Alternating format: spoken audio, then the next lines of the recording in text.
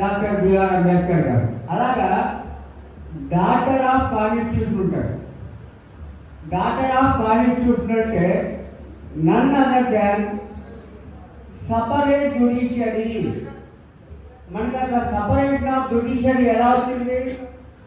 కాన్స్టిట్యూషన్లో ఆర్టికల్ 50లో there shall be a separate judiciary in public services అని పెట్టడం వల్ల సపరేషన్ ఆఫ్ జ్యుడిషియరీ వచ్చింది.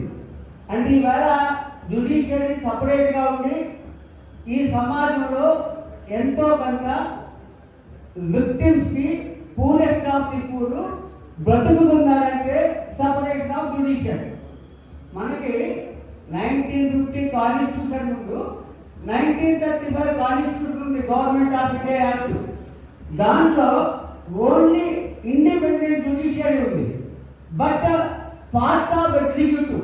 అంటే ఏమైంది?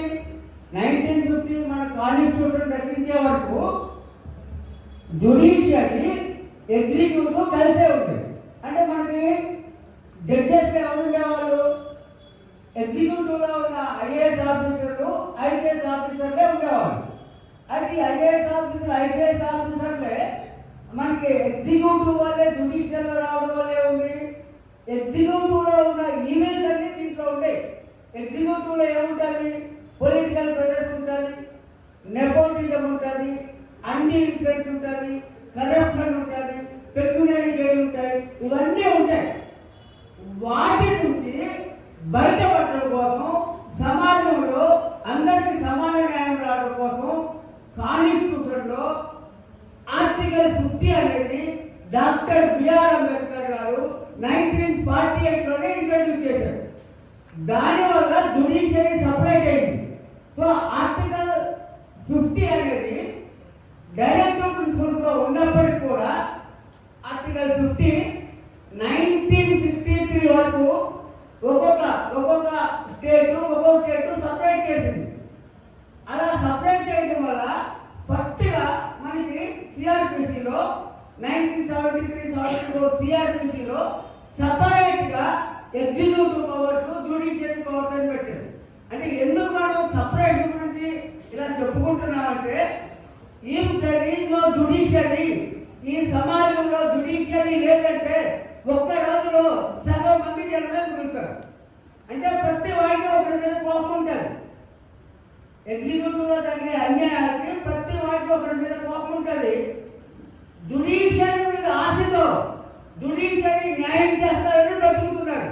జ్యుడిషియరీ కూడా న్యాయం చేయదంటే ప్రతి వాడు ఒకరినైనా చంపుతాడు, వాడైనా చచ్చిపోతాడు. అలాంటి అద్భుతమైన జ్యుడిషియరీలో మనందరం పార్ట్ అయినందుకు we have to feel proud. ఒకసారి అప్లాజ్. అండ్ మోరోవర్ మనందరం పార్ట్ అయినప్పటికీ ఎస్పెషల్లీ జ్యుడిషియల్ ఆఫీసర్స్ వాళ్ళకి ప్రజలకి సేవ చేసే అవకాశం ఒకటి వచ్చింది. They are equal to gods and goddesses. And moreover వాళ్ళకి మనం ఎందుకు స్పెషల్గా అప్లాజ్ ఇవ్వాలంటే, వాళ్ళ యొక్క పర్సనల్ లైఫ్ ఉండదు. జ్యుడిషియల్ ఆఫీసర్కి మనం ఉంటాం, బజార్కి వెళ్ళి, క్యాంటీన్కి వెళ్ళి టీ తాగుతాం, అటు నడుచుకుంటూ వెళ్తాం, ఈవినింగ్ వాకింగ్కి వెళ్తాం, లేకపోతే ఫ్రెండ్స్ ఇంటికి వెళ్తాం, ఫ్రెండ్స్ మన ఇంటికి వస్తారు. ఇవన్నీ వాళ్ళు సోషల్ లైఫ్ని, పర్సనల్ లైఫ్ని త్యాగం చేసి ఉద్యోగంలో భాగంగా అయినా సరే ఈ యొక్క జ్యుడిషియరీలో వాళ్ళు పనిచేస్తున్నందుకు వాళ్ళకి మనం అద్భుతమైన అప్లాజ్ ఇవ్వాలి. అంత గొప్పగా ఉంటారు జ్యుడిషియల్ ఆఫీసర్లు అంటే. మీరు చేసేది సేవే, మీరు చేసేది